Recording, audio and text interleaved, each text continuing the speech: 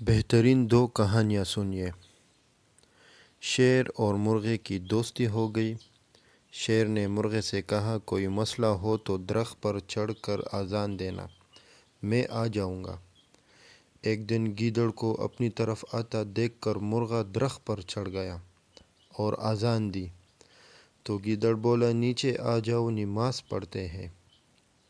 رک جاؤ، امام صاحب آ رہے ہیں، مرغا بولا۔ اتنے میں شیر کو آتا دیکھ کر گیدڑ بھاگنے لگا تو مرغا بولا، امام صاحب آ گئے ہیں۔ تو گیدڑ بولا، یہ مولوی ہمارے فرقے کا نہیں ہے۔ چلتے ہیں دوسری کہانی کی طرف، جو کہ لومڑی اور کوے کی کہانی۔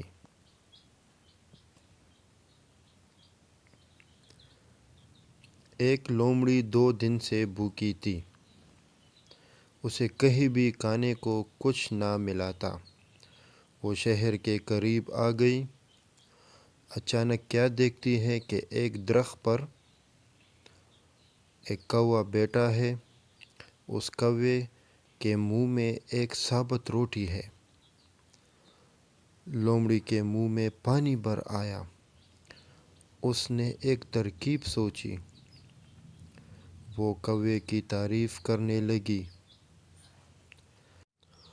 بھائی کوے، تم کتنے خوبصورت ہو، تمہارے پر کتنے خوبصورت ہیں، تم چاہے راوی یا جہلم میں نہاؤ، تمہارا رنگ ایک ہی جیسا رہتا ہے۔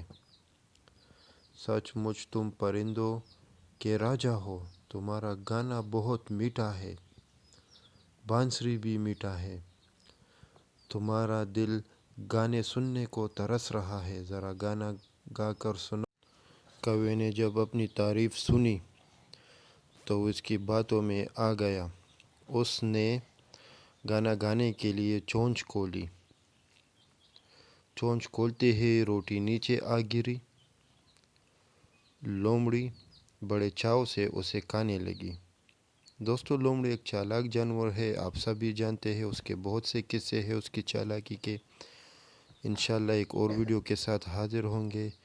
اجازت دیجیے گا، اللہ حافظ۔